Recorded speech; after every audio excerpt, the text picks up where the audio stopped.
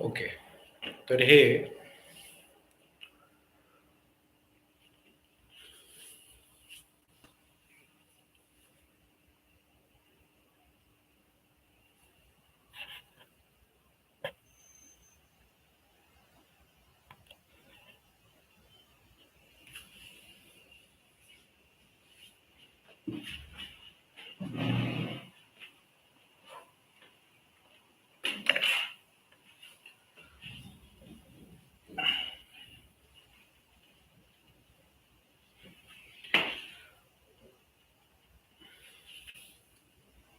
Good evening विद्यार्थी मित्रांनो.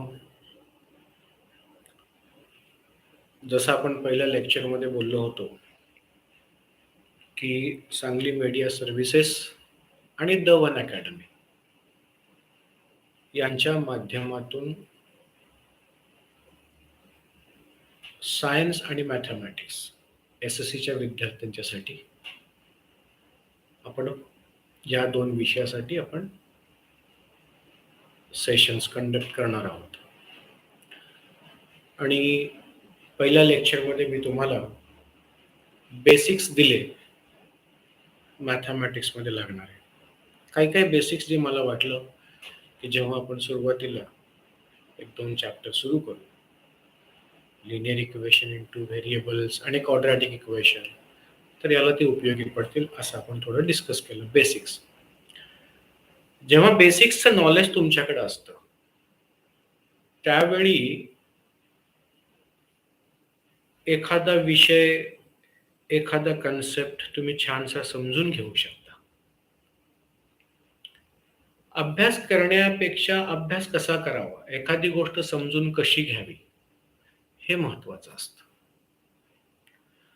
आणि त्यालाच अनुसरून आणि हेच डोक्यात थोडंसं ठेवून आपण अभ्यास करायचा. तुमच्याकडं तुमच्या टीव्हीवरती सगळ्या गोष्टी व्यवस्थित येत नसतील तर मला तुम्ही कळवू शकता. माझा हा नंबर आहे, तुम्ही नेहमी तुमच्या व्हॉट्सअपमध्ये ठेवा.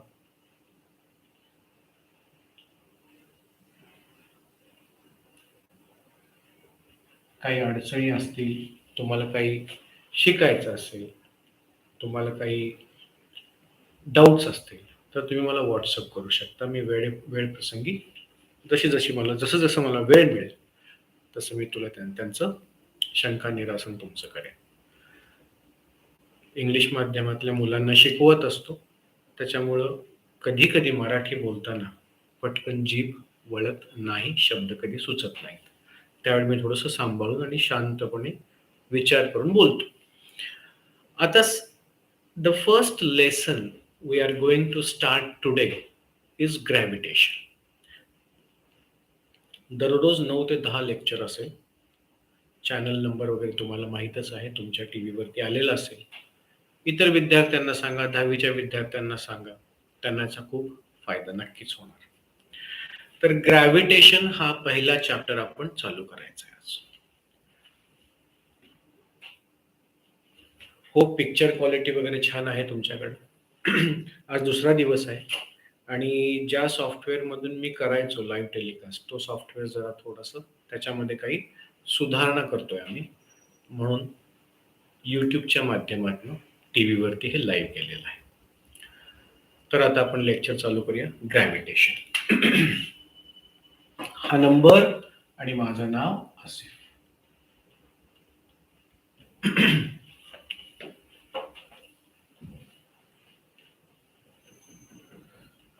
So, first we will understand the meaning of gravitation. It is something related to Earth, gravity of the Earth.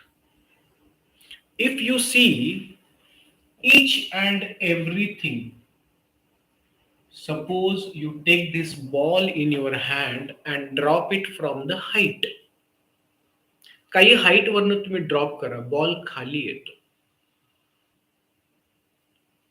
The reason is Earth attracts every object towards it, and that too towards its center. अर्थ आपल्या मध्यबिंदूकडे प्रत्येक वस्तूला attract करते. अर्थ attracts every object towards its centre. कारण force of attraction जो आहे तो इथून ऍक्ट होतो. Right? So whenever the object is falling down, it is due to the Earth's gravitational force. आता तो काय अर्थच्या मध्यबिंदूपर्यंत जात नाही, सरफेस वरतीच पडतो, कारण तो काय सरफेस फोडून आत कुणी जात नाही. So the force of attraction of the earth always acts through the centre of the earth. Right? So earth attracts every object towards it. This is gravitation. And that force is called as gravitational force. Okay? So the first point, what is gravitational force, that we understand. Now, या gravitational force बद्दल जेव्हा Newton साहेबांनी शोध लावला, that time, according to the Newton, every two objects in this universe attract each other. आता तुम्हाला शिकवताना मी sequence नाही पाहत आहे पुस्तकातला. ठीक आहे, I will teach you in my sequence. मी माझ्या पद्धतीने, माझ्या सिक्वेन्सच्या पद्धतीने तुम्हाला शिकवतो. So earth attracts every object towards it. Similarly, according to Newton, every two objects in this universe, संपूर्ण ब्रह्मांडामध्ये, युनिवर्स मध्ये, कुठलेही दोन ऑब्जेक्ट एकमेकाला आकर्षित करतात.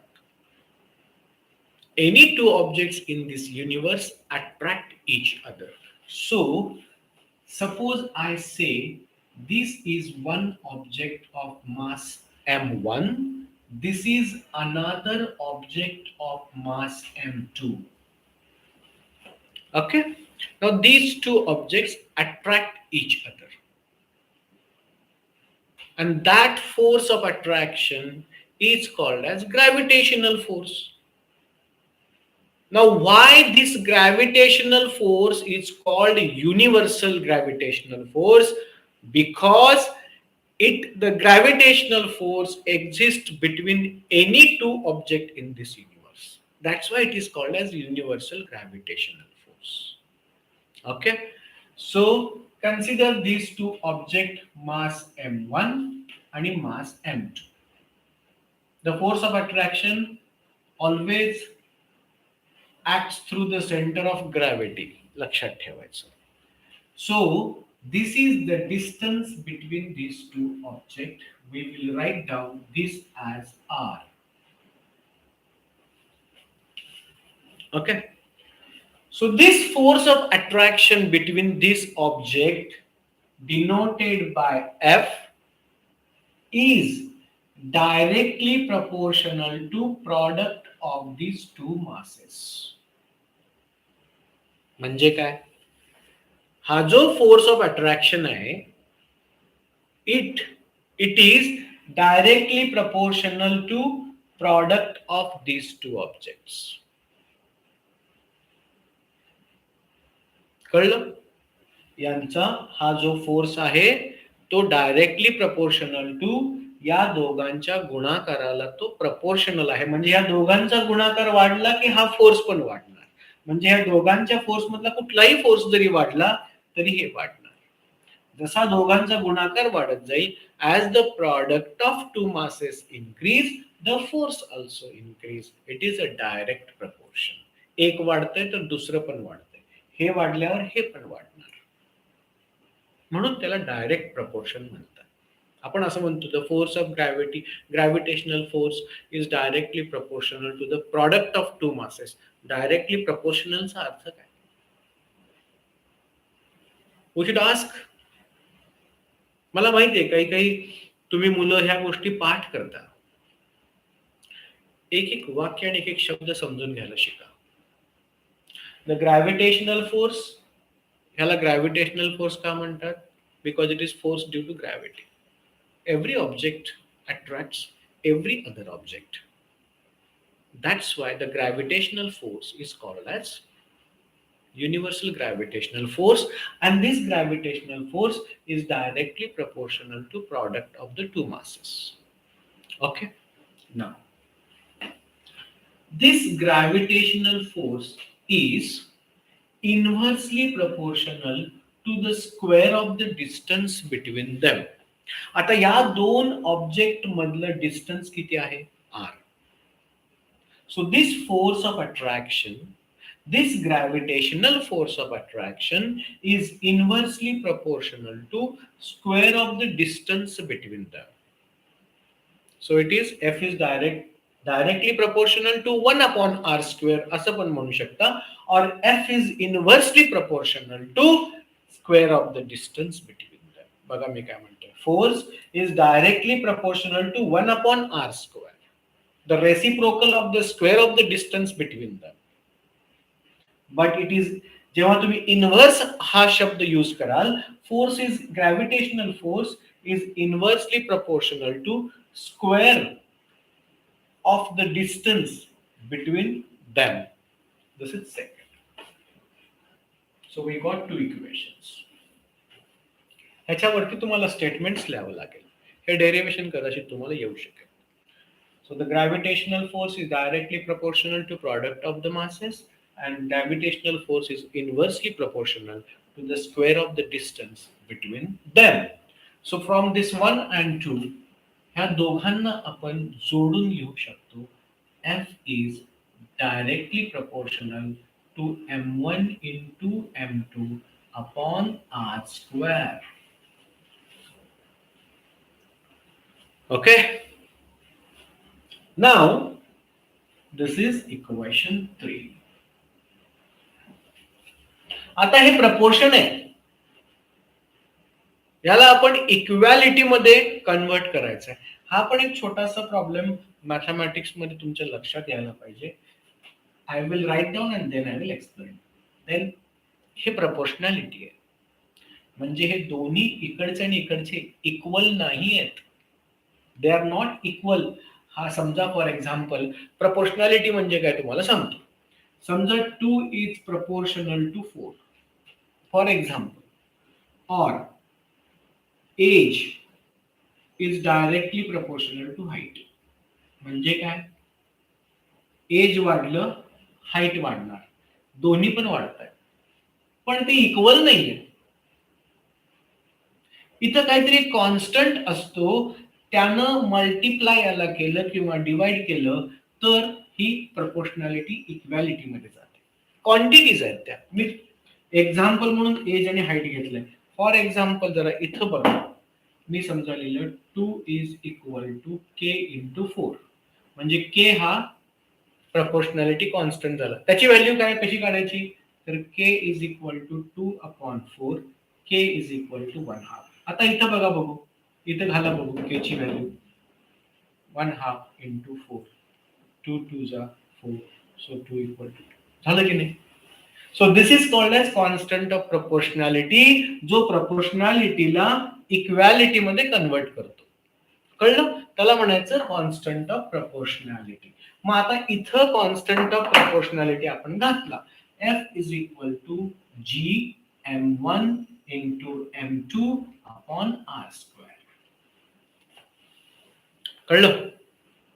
So what we did, F is equal to, picture दिसत नसेल व्यवस्थित, काही वेगवेगळं दिसत असेल तर मला सांगा, कारण अजून खूप काही असं सेटिंग खूप काही बाकी आहे. माझा कॉम्प्युटर इकडे आहे म्हणून मी तिकडे बघतो, सो डोंट वरी, उद्या मी समोर ठेवेन. So this is F is equal to G into m1 into m2 upon r square. G is called as constant of proportionality. G is basically constant of proportionality.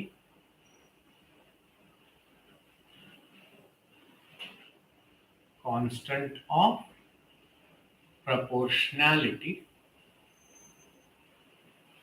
G is called constant of proportionality, and it is called या संदर्भात constant of proportionality.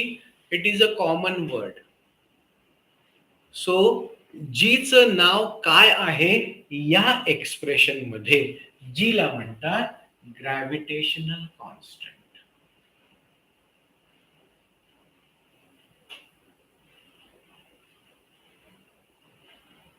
जीला काय म्हणतात?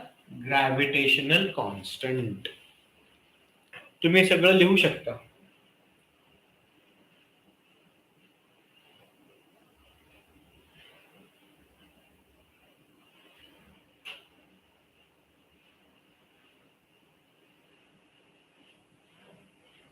Picture quality वगैरे बाळांनो कशी आहे मला सांगा. तुम्ही तुमचे फीडबॅक द्या, उपयोगी पडेल. आपण छानसा अभ्यास करू शकतो.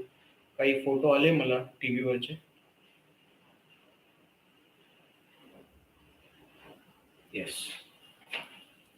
तर it is called gravitational constant. So what expression we got? F is equal to G m1 into m2 upon r square. इथपर्यंत लिहा. मग आपण पुढचं करूया. G च्या बद्दल we will understand what is G exactly. Okay. First you write down this.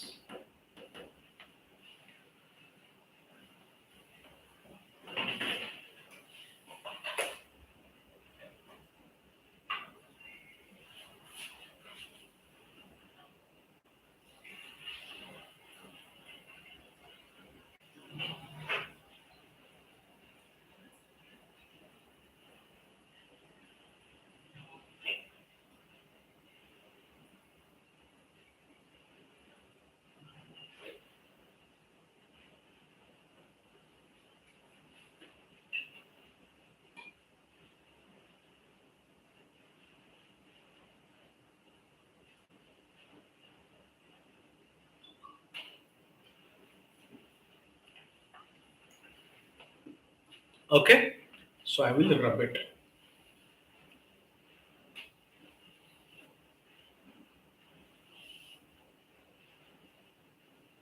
उद्या आपण आणखीन चांगली मी तयारी करेन आणि जर एकदा सॉफ्टवेअर बनलं की फार सुंदररित्या तुम्हाला ट्रान्समिशन दिसेल, जसं लास्ट इयर मी केलं होतं. तर we got the expression F is equal to G m1 into m2 upon r square. सगळ्यात पहिल्यांदा सर्वांनी हे लिहून घ्या, हे एक्सप्रेशन. तोपर्यंत मी ह्याच्यामध्ये शाई घालतो. मध्ये मध्ये जरा शाई खूप पितं.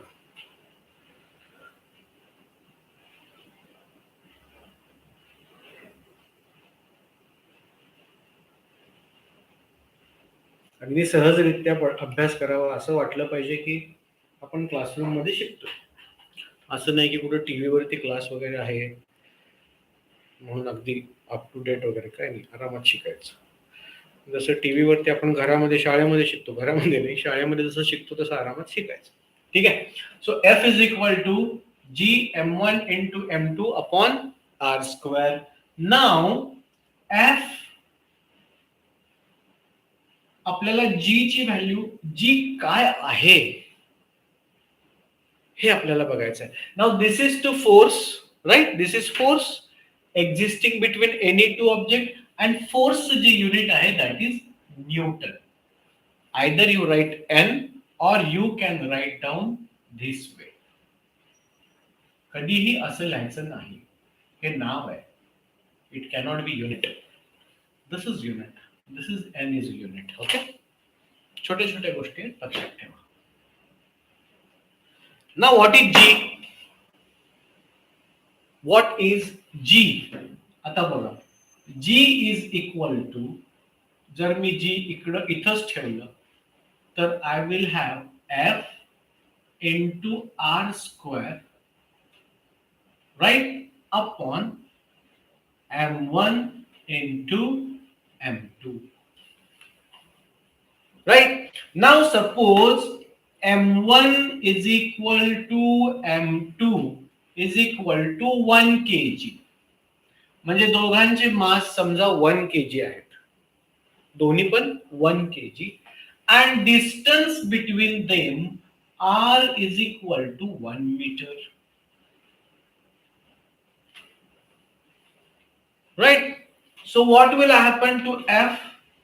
F into 1 square divided by 1 into 1 is equal to G. So F खाली दिसते का बघा तुम्ही खूप खाली जाईल. F is equal to G. So gravitational constant is nothing but it is the gravitational force between the two objects of unit mass separated by unit distance. So what is gravitational constant? Gravitational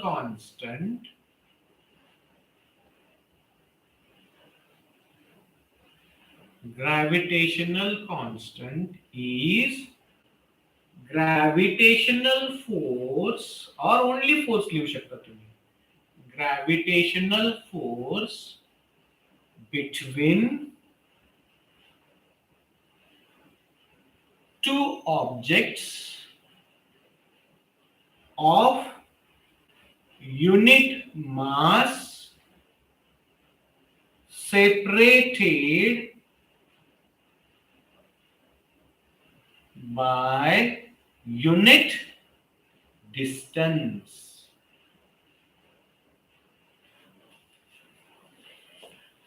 So write down. G is a gravitational force between the two objects of unit mass separated by unit distance. म्हणजे असं. This is 1 kg. This is 1 kg. And this is 1 meter. So G is a gravitational force between the two masses separated by two masses of 1 kg or two unit masses separated by unit distance. You can write down this.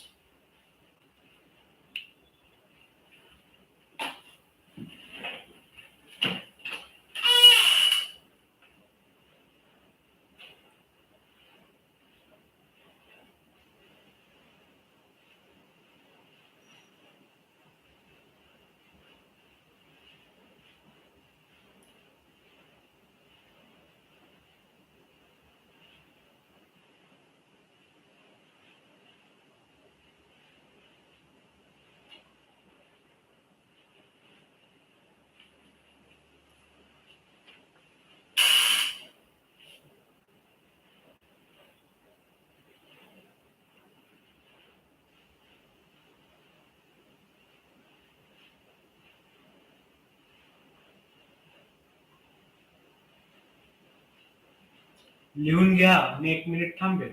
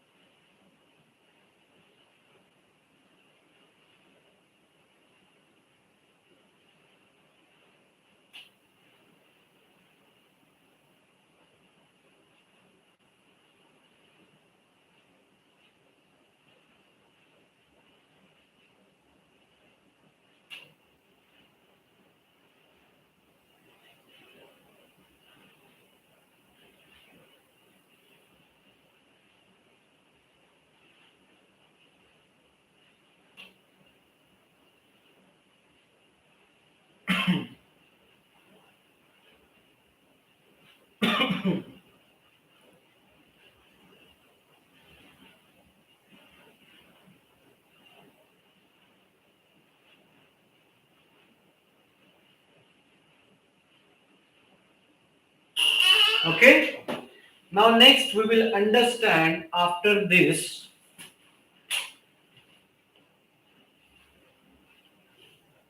what is the unit of gravitational constant.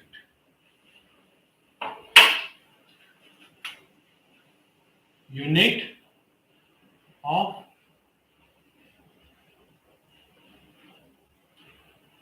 दिसतं का? Okay. Gravitational थोडंसं मोठं लिहितो. Gravitational constant. उद्या आपण camera दुसरा चांगला लावू, ऍडजस्ट करून ठेवू, मग तुम्हाला छानसं दिसेल, आणखीन छानसं दिसेल. Unit of gravitational constant. Now we have derived the expression F is equal to G m1 into m2 upon r square. G F is equal to G into m1 into m2 upon r square. So आपण G एका बाजूला घेऊ and we will do this F into r square m1 into m2. So let us put F is equal to Newton. This is meter square. This is kilogram. प्रत्येकाचे unit लिहायचे म्हणजे आपल्याला G चं unit मिळेल kilogram. So what is G's unit? Unit of G,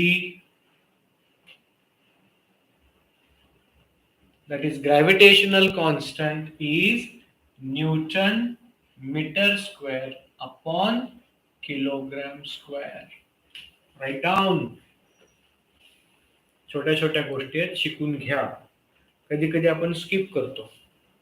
सांगितलं असेल तुम्हाला पण हे शाळेमध्ये तुमच्या पुस्तकात पण आहे, पण आपण कधी ह्याच्या छोट्या छोट्या गोष्टी लक्षात नाही ठेवत. मी तुम्हाला बारकाईने सगळ्या गोष्टी सांगेन जे तुम्हाला उपयोगी पडेल. आणि प्रत्येक चॅप्टर केल्यानंतर आपण बोर्डात आलेले त्याच्यावरचे प्रश्न उत्तर पण बघूया. प्रश्न काय काय आले आणि ते कसे सोडवायचे. न्यूमरिकल्स पण मी तुम्हाला काही सॉल्व्ह करून देईन याच्यामध्ये. Write down this. I will wait for 1-2 minutes.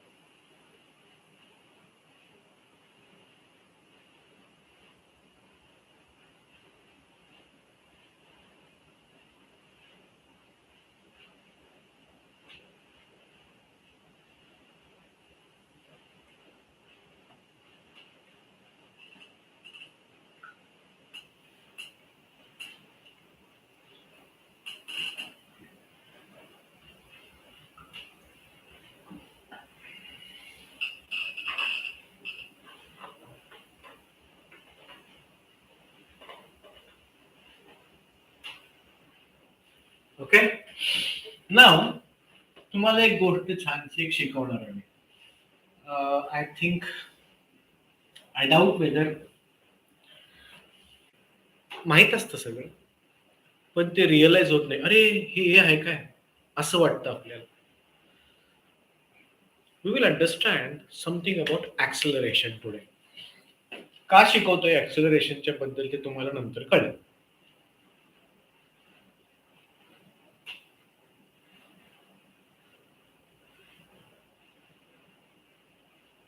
ऍक्सलरेशनचा अर्थ काय? आता समजा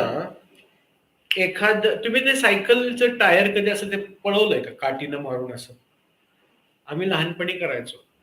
सायकलचे टायर म्हणा आणि काही काही मुलं तर इतकी म्हणजे तो भारी माणूस एकदम. म्हणजे त्याच्याकडे ते लुना वगैरे होत्या आधी. छोट्या मोपेड होत्या. आता तुमच्याकडे मोठमोठ्या गाड्या तुम्ही पाहता. होंडा, पल्सर वगैरे जे काही आहे. पण आमच्या वेळी सगळ्यात पहिला आलेली लुना होती. कायनेटिकची लुना. मोपेड म्हणायचं त्याला. छोटी डबल सीट जाऊ शकत होतो त्याच्यावर. छान गाडी होती. आम्ही खूप एन्जॉय केलं त्या गाडीवर. माझ्याकडे नव्हती, पण कुणाची वगैरे आमच्या एक मामा राहायचे त्यांची गाडी होती ती. तर त्या लुनाच्या टायरचं त्या लुनाच्या चाकाचं टायर. ज्याच्याकडे ते टायर तो फार मोठा असं. सो त्या टायरला असं ते मारायचं आणि ते टायर जोरात पळवायचं आणि त्याच्या शर्यती लागायच्या. तशा रेस असायची. इथे काय सांगतोय मी ते, की जेव्हा ते टायर पळत असतं, तेव्हा तुम्ही आणखीन त्याला मारता. आणखीन जोरानं पळतं. This is called acceleration. Accelerate करणं. तुम्ही गाडी मोपेडमध्ये बसता किंवा तुमच्या लुना काय असेल ते टू व्हीलरमध्ये बसता. असं वाढवलं. ॲक्सेलरेटर दे म्हणता तुम्ही. आपण चुकून बोलून जातो. That is accelerates. It changes the speed of the vehicle. It changes the velocity of the vehicle when you accelerate. तर ॲक्सेलरेशनचा शब्दशः अर्थ काय तो तुम्हाला मी सांगतो.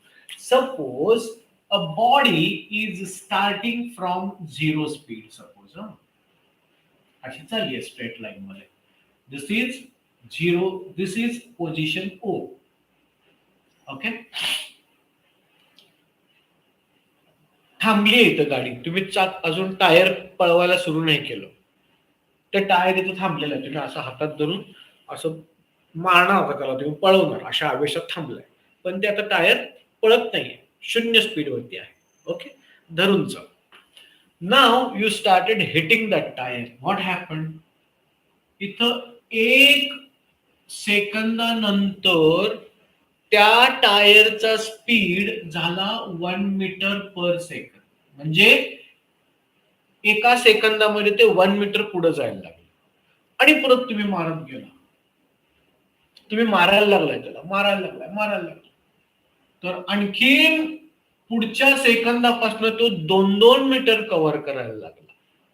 आणि तुम्ही जोरानं मारायला सुरू केलं. तिसऱ्या सेकंदापासून तो 3 मीटर, एका सेकंदामध्ये 3 मीटर जायला लागला. आणि तुम्ही त्याला मारत गेला.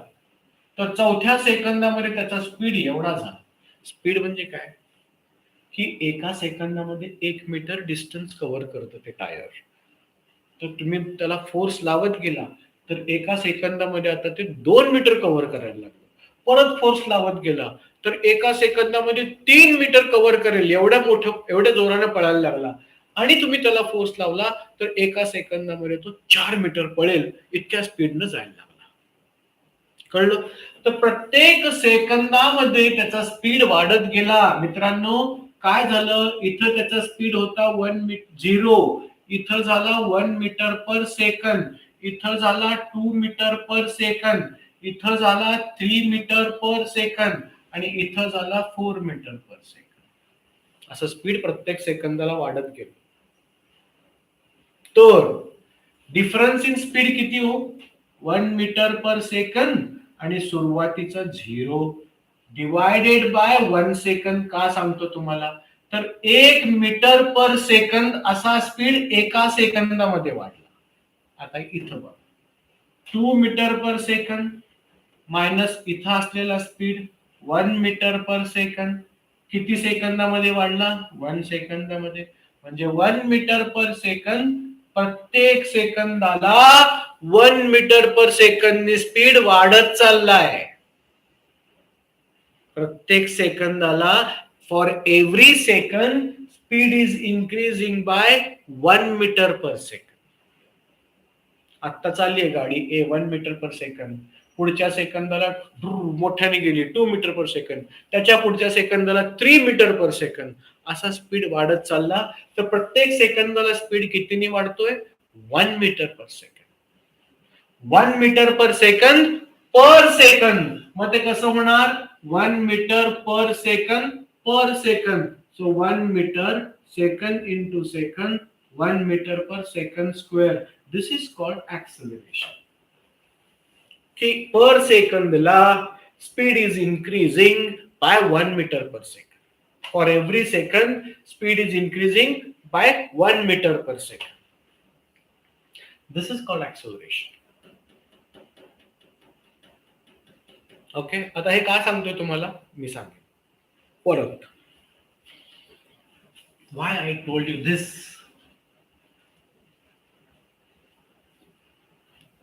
आता एक गोष्ट लक्षात आली, टायरला तुम्ही जोरात मारत चालला आणि टायरचं स्पीड वाढत चाललं. तुमचं जे मारणं आहे that is called pushing. You are pushing the tyre to run faster. And pushing is force. So when that tire was getting accelerated, when you are exerting force on the tire. So which factor changes the speed? Which factor accelerates the moving body is force. Force accelerates the body. Now, why I told you? Because we are going to discuss gravitational acceleration.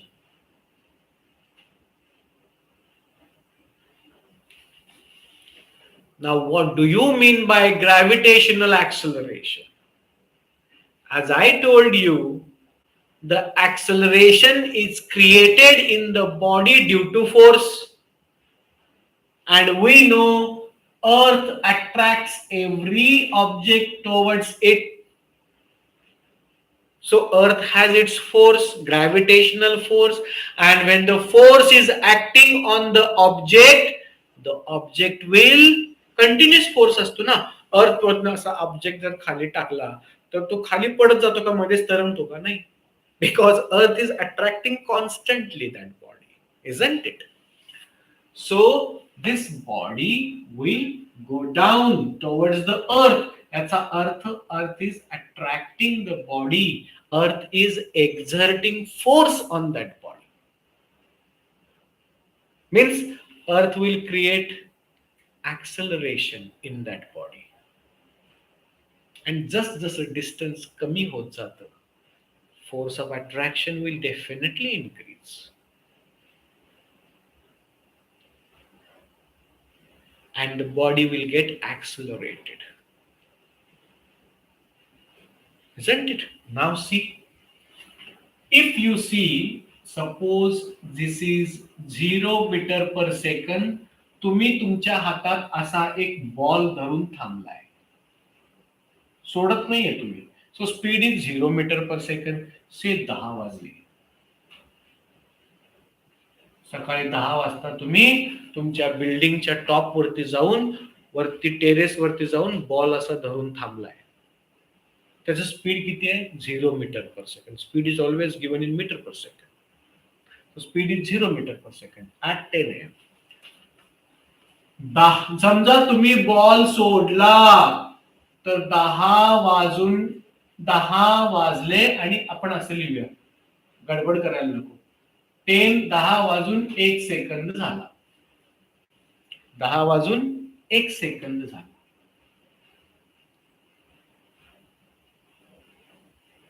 10 वाजून 0 minute आणि 1 second झाला. 1 second. तास, minute आणि second.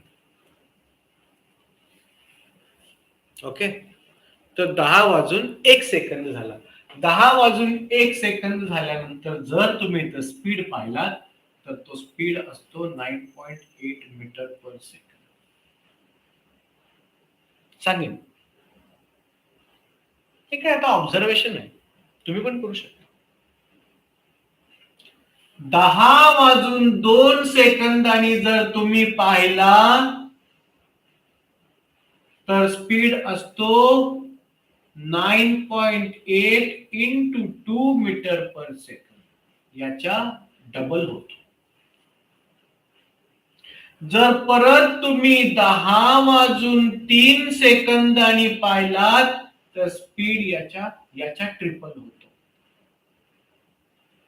म्हणजे प्रत्येक सेकंदाला speed 9.8 metre पर सेकंदनी वाढत जातो. So the speed is increasing by 9.8 metre per second प्रत्येक सेकंदाला स्पीड 9.8 मीटर पर सेकंदनी वाढत जातो, जसा ऑब्जेक्ट अर्थ कडे जातो. कळलं?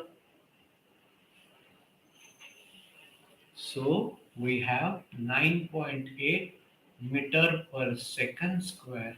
It is acceleration produced in that body due to gravitational force. So this acceleration is called as gravitational acceleration, denoted by small g.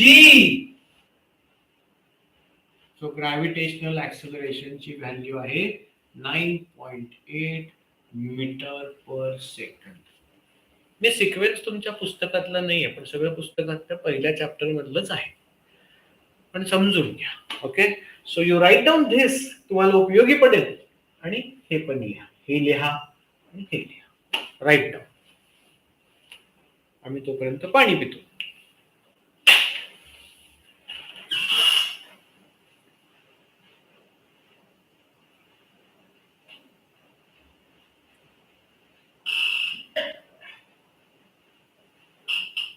रोज 9 ते 10 1 तास छानसा अभ्यास करायचा.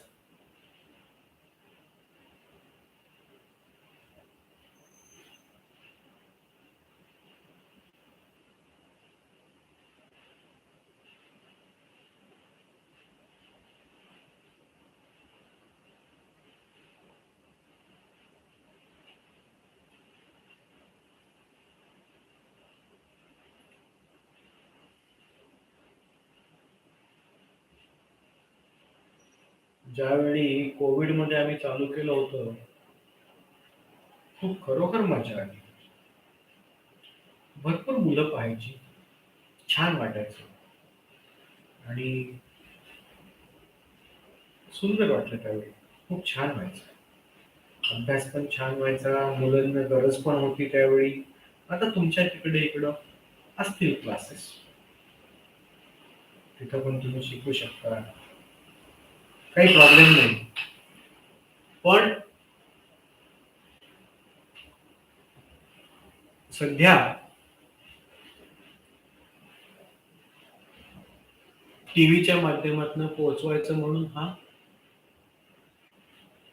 काय म्हणतात त्याला मराठीमध्ये, प्रयोग आहे. प्रयोग म्हणण्यापेक्षा प्रयत्न आहे, की जेणेकरून तुम्हाला तुमच्या घर बसल्या काहीतरी शिकायला मिळेल. जे विद्यार्थी खरोखर मनापासून अभ्यास करतात त्यांना चांगलाच उपयोग होईल, आणि ज्या विद्यार्थ्यांना अभ्यास करायचा आहे त्यांनी जर लक्ष देऊन ऐकलं तर त्यांना आणखीन जास्त उपयोग होईल. हा त्याचा मागचा उद्देश आहे. झालं लिहून? ओके. तर बाळांनो, ग्रॅव्हिटेशनल फोर्स, हा जो ग्रॅव्हिटेशनल ऍक्सलरेशन आहे,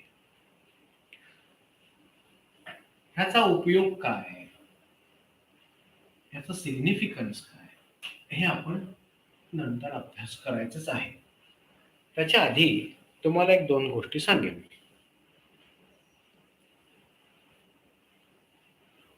एखादी वस्तू आहे, समजा ती अशी मास आहे.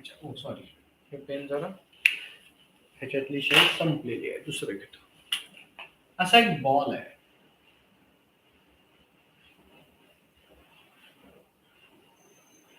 समजा या बॉलला तुम्ही फोर्स लावला.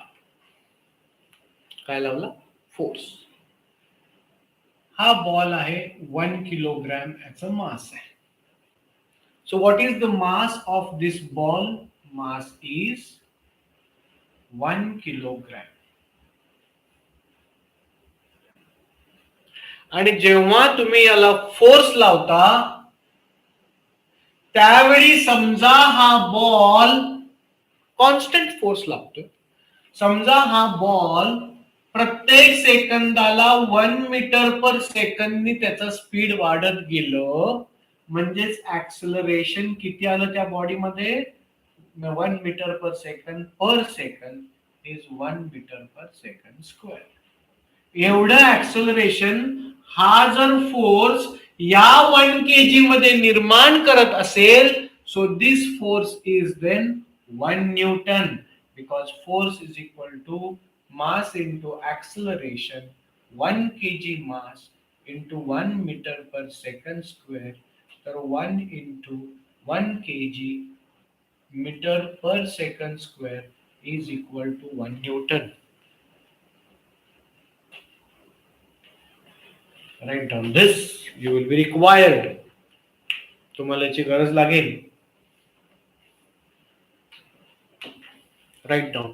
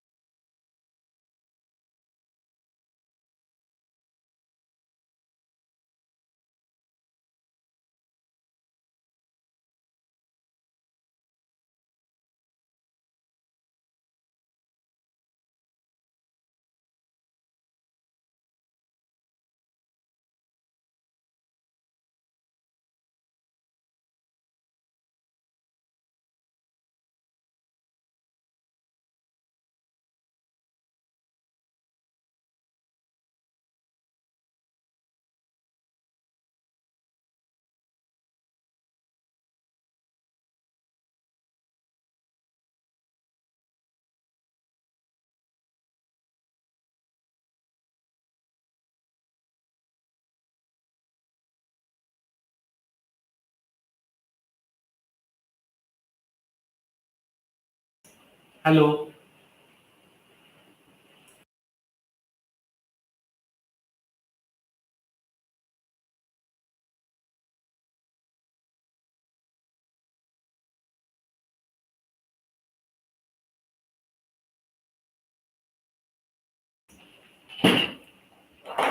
साऊंड ठीक येतोय की नाही जरा टेस्ट करत होतो, बाकी काही नाही. तर this is 1 Newton is equal to 1 kilogram meter per second square. आता ग्रॅव्हिटेशनल म्हणजे आपण कसं काढला आता बघा. आता आपण जो फोर्स काढला तो कसा काढला? Force is equal to mass into acceleration, हो की नाही? म्हणजे कुठला पण फोर्स काढायसाठी तो मास पाहायचा आणि त्या ऑब्जेक्ट मध्ये किती ऍक्सलरेशन निर्माण करतो हा फोर्स ते पाहायचं. म्हणून F is equal to mass into acceleration.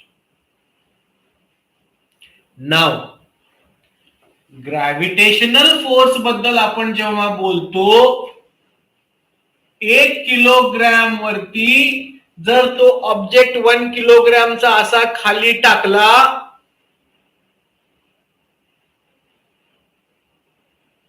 तर त्याच्यामध्ये किती ऍक्सलरेशन निर्माण करतं? 9.8 मीटर पर सेकंड स्क्वेअर. बघा, 1 into 9.8 kilogram metre per second square. आणि मगाशी आपण पाहिलं 1 kilogram metre per second square is 1 newton, right? It was 1 newton. मग इथं बघा, gravitational force 9.8 into 1 kilogram metre per second square म्हणजे हे किती येणार हो? 1 न्यूटन झालं.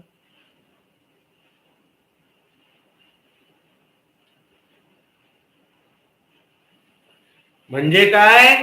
ग्रॅव्हिटेशनल फोर्स 1 किलोग्रामचा जर ऑब्जेक्ट खाली पडत असेल तर त्याच्यावरती किती फोर्स असणार आहे ग्रॅव्हिटीचा? 9.8 न्यूटन फोर्स असणार आहे. उपयोगी पडेल न्यूमरिकल सॉल्व्ह करताना. पुस्तकात तुमच्या बहुतेक नाहीये असं मला वाटतं, पाहिलं नाही पुस्तक मी तुमचं अजून, फक्त काय काय आहे ते पाहिलं. मला वाटतं त्याच्यामध्ये ग्रॅव्हिटेशन आहे, फोर्स, मोशन आणि फोर्स. फोर्स आणि मोशन हेच कधी सांगितलं ते. त्याच्या अंतर्गत सर्क्युलर मोशन आहे, सेंट्रिपेटल फोर्स आहे, आणि तुम्हाला द डेरिव्हेशन आपण जे पहिलं केलं ते आहे. केपलर्स लॉ पण आहे. करू आपण सगळं, पण हे बारीक बारीक गोष्टी लक्षात ठेवा. तर मगाशी आपण जेव्हा हे केलं 1 न्यूटन फोर्स म्हणजे काय? 1 kilogram mass into 1 metre per second square acceleration असं होतं. मग आपण तेच घेतलं, 1 kilogram 1 KG metre per second square, 1 KG metre per second square, 1 KG metre per second square is 1 newton. तर 9.8 इंटू 1 न्यूटन, सो 9.8 न्यूटन. म्हणजे जर 1 किलोग्रॅमचा ऑब्जेक्ट असेल त्याच्यावरती अर्थ provides force of attraction of 9.8 Newton. लिहून घ्या, कळलं नाही तर परत विचारा. व्हॉट्सअप वरती तुम्ही माझ्या कम्युनिकेट करू शकता. 9987938888 याच्यावरती करू शकता. We can solve your doubts whenever you have anything. Write down this.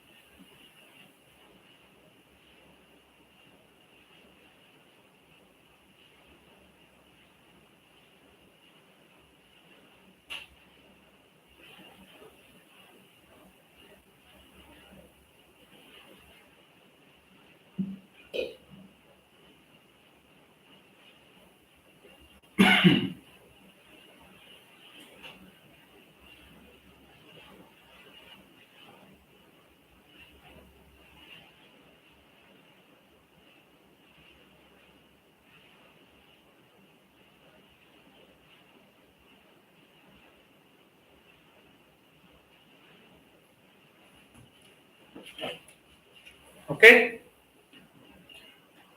Now today's last point.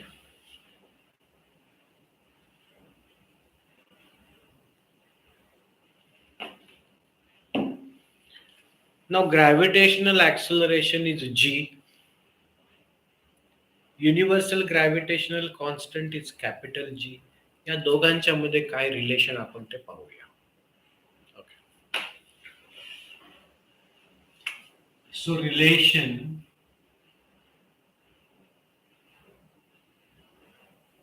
between G and G. छोटा g काय आहे? Gravitational acceleration. मोठा जी काय आहे? Universal gravitational constant, isn't it? So we have first expression जे आपण derive केलं, F is equal to G. Okay, fine. 1 second. आता समजा this is earth, right? समजा mass of the earth is capital M. This is object on the surface of the earth. Mass of this object is M, and this distance between the center of the earth and this object on the surface of the earth is nothing but radius of the earth. Okay, so we know that force of gravitational force between two objects, suppose this is earth, this is object mass, this is distance r, which is radius of the earth, is given by F is equal to G, mass of earth, mass of object divided by distance square. हे आपण unit, हे expression आपण derive केलंय, okay नाही? At the same time, we have one more expression, F is equal to mass into acceleration. Okay नाही? But here force कुठला आहे? Same आहे ना, अर्थच्या बद्दल आपण बोलतोय. So the gravitational acceleration is g, आपल्याला माहिती. This A is acceleration due to force and this g is acceleration due to gravitational force, specific आहे म्हणून. Now these two are same. This is force of attraction between these two.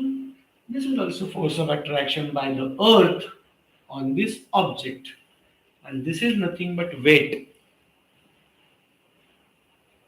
कळलं का? m into g, आपलं जे मास आहे, amount of content in our body is mass into gravitational acceleration is our weight.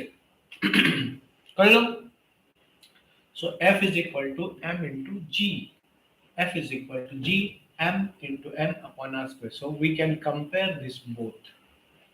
So g m upon r square m into g. दोन्ही same force आहेत. This is force on the object by the earth, that is weight. This is also force between these two objects. Earth also attracts, no?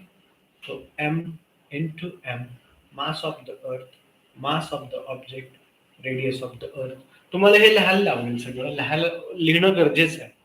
m mass of earth. दिसतं का बघा, नाही तर मी तिकडे जाईन पार तुम्हाला दिसणार नाही. हा दिसतं. m small m mass of object,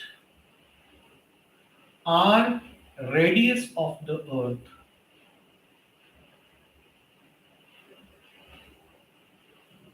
आता जर थोडा उंच असला, हवेत असला तर काही जास्त फरक पडत नाही, कारण अर्थची रेडियस खूप जास्त आहे. त्याच्यामधला हा डिस्टन्स आपण जर बॉल वर घेतला अर्थच्या इथे तर त्याचा फार मोठा फरक पडत नाही. And G is acceleration due to gravity.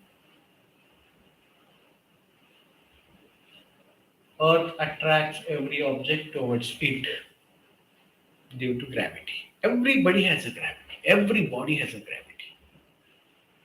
Because as Newton said, every two objects attract each other. Moon also attracts. ते आपण नंतर अभ्यास करूया त्याच्याबद्दल. So if I cancel this m, okay? So what is the expression we got? G m upon r square.